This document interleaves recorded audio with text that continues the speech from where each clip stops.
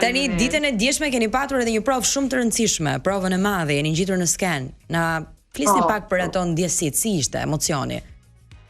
Emocioni për mua ka qenë i fortë.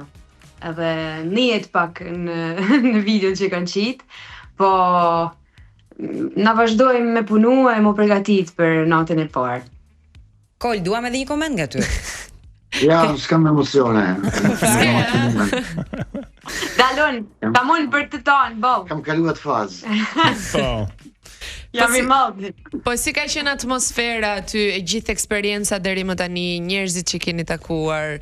Na tregoni një çik më shumë, mos u bëni kaq të rezervuar. Mos na marrni sekrete.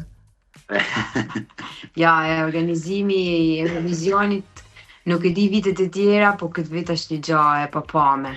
Është zvicerian. Krejt zvicerian, on time. Është luks. Orë Zvicre. Kanë saharat e tonë, saharat gjithkohë ku shef. Po. Jo dje kanë qenë 20 minuta ma vonë në duke gjë. O zot, që si është e mundë në qanolli, na lypen të falën, si ne kanë japonez. Falni, na vonë 20 minuta. Tani, vërtet jeni në mes të Zvicrës, po ju keni marrë Shqipërinë edhe Shkodrën me vete. Dhe kjo duket mjaft mirë edhe tek fustani yt i mrekullueshëm, Beatrice. Një vepër arti e punuar nga nëna jote, apo jo? Dhe personifikon edhe na sjell në mendje legjendën e Rozafës. Po, për një asaj legjendë është inspiruar kostumi. Mama na vesh qysh në 2019, nuk është hera e parë që na bën teshat veshjet tona. Edhe normal, ka fillu me ne, edhe me ne është edhe në këtë eksperiencë. Për këtë kostum, unë thamë që e ka qa. Dhe është një veshje që po e sheh gjithë bota në fakt. Edhe atë që veshoni ka ba mama Beatrice. Po, pantallonat. Atë do thosha, ty nuk të pyesin për pantallonat ai shpesh, po? Sa Beatrice për fustanin. Jo, pyesin për pantallonat, ja. Faktin si kam veshja. Po pun gjatë janë edhe pantallonat. Kol, po ju të dy jeni personazhe të jashtëzakonshëm, edhe në mendimin tim personal. Po Kol ti je shumë mistik. Do me thënë, e ke parasysh në sken mistik, në klip mistik, zërin e ke misterios, do me thënë, flet pak. Një intervistë me syze. Po, një intervistë me syze. Pse këto zgjedhje? Nuk zgjedh. Janë mos zgjedhje. Në fjalë jam si ba me pas arë këtu, thjesht më taku ishte më kishi gjetë. Je vetvetja, je kështu gjithkohën. Po, ishte jam gjithmonë. Po ti nuk flet, si të kuptoj njerëzit. Jo, ai flet. Unë kam ndjek pak edhe te këto videot, kemi përsa videot lezetshme që ju doni qenë dhe mancet, po këtu s'ka qenë manca, këtu ne i bim shumë mirë pianos, po këtu s'ka një piano, pastaj shfaqet piano. Ato video që keni hedhur ku bëni ato lojrat pra në TikTok i kam hasur edhe ka një sens humori atje dhe kjo më tregon që edhe Kola dhe Beatrice e kanë këtë. Po të aty pyesja. Kolim. Po jepi mbaruam Beatrice thuaje. Ja, thëmë, jena Shkodrane. Po, patjetër. Mojta Ola Masha. ma porcion që nuk jam rrit në Shkodër, mesim pak kolim. Kolima.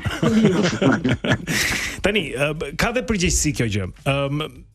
Njerëzit kanë shpresa, duket që Shqipëria do të ketë, nuk e di, i keni lexuar ju këto komentet janë këta fansat e zjarrt e të çmendur të Eurovizionit që komentojnë vazhdimisht edhe ata ju kanë kotuar lart.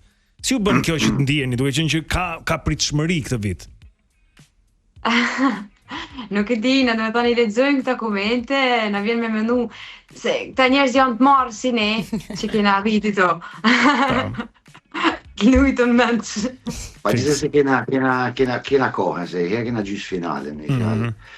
Për para se me rritëm e mendu për këta gjana, herë kena gjysë finale që duhet me kalu. Po, atë duhet me kalu herë. Po mirë, Kol, ty edhe kur të pyesin për renditjen që mund të ketë Shqipëria, ti thua unë mendohem pak.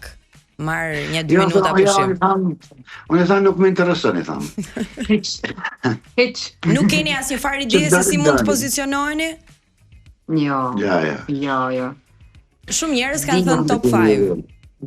Ndërkëngët më të mira të Eurovizionit. Gjithsesi Beatrice në një nga videot e tua në TikTok e qenë duke kënduar këngën me cilën përfaqësohet Estonia, Espresso Macchiato. Po. Edhe dua të të Po, e kam pyes. pru. Mos Po. ndoshta ti mendon që ata kanë më shumë shanse për ta fituar këtë vit? Nuk e di. Unë, me thonë vërtet, të dy nuk e kena njeh kur Eurovisioni, atëherë nuk e dina tamam që e përqen publikut Eurovisionit. Përça, na nuk e kena njeh, e besoj që shumë njerëz tjerë nuk e njekun, shumë njerëz tjerë e njekun, por nuk e di gustun këtij njerëzve atëherë. Unë espresso macchiato e kam kënu vetëm se Tommy Cash e kam njohur që shkur, si artist. Edhe aja ka më bote me qesh se ai dhe me kënon italisht, por ashtë gjysh spanjol që aty unë e kam kënu krejt italisht, edhe italian të kam thonë, shiqër të shnaj kush e po e kënon mirë, po e thot mirë fjallën, vetëm një lojë. Vetëm për këtë. Qartë. Tani, Po, vetëm për. Kol, ti jeton në Milano, Beatrice ti jeton afër Venecias. Karrierën tuaj e keni zhvilluar më së shumti në Milano, pra keni jetuar në Itali. Po kurioz jam, si jeni njohur me njëri tjetrin? Çfarë ju ka bërë bashkë? Okej, përveç artit, po si ka qenë eksperienca juaj dhe puna me njëri tjetrin? Beatrice më faj Beatrice. Fajem. Fajo Ka kanë pse? para, ka kanë para gati 10 vjet vetësh. Kur e kam pas gjetë një video në YouTube, se unë kam kërku në YouTube turtullesh cover. Kam dosh me propozu një grupit tem, me e bo një mënyrë bashkohore. Edhe gjeta versionin e Kols me një projekt tjetër që e ka pas emrin The Pigeons. Edhe niva këtë version e thosh, po kush është kë? Mu hap offer, din që në YouTube të hapen video korrelati. Edhe më doli intervista Kols, unë jam shkodrane, unë kam emigrue, unë meta. Thosh, në Itali ekzisto ka një muzikant që nuk është vetëm që ti muzikant klasik, që e kam njohur shumë shkudran muzikant se tonë me muzikë merren, po tonë kanë kënë klasike, akademike, kështu kur pava Kolën thash nuk është e mujtë një muzikant alternativ në Itali.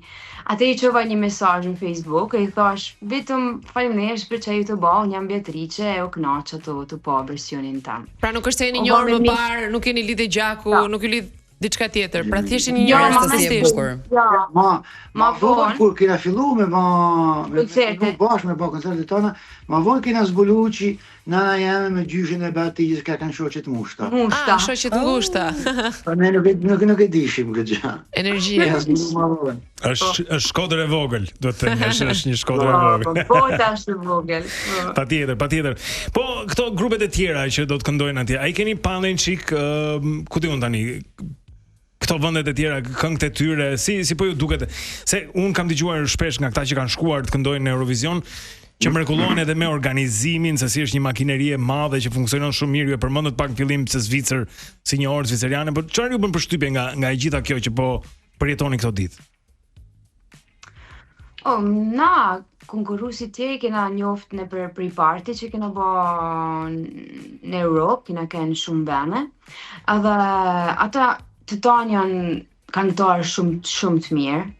Edhe normal këngë nuk janë, që diun, gjenri jonë, për që janë shumë e ma shumë për Eurovision. Na këngë nuk e kena shku për Eurovision, e kena shku për festivalin e këngës edhe për Vedi herën e parë.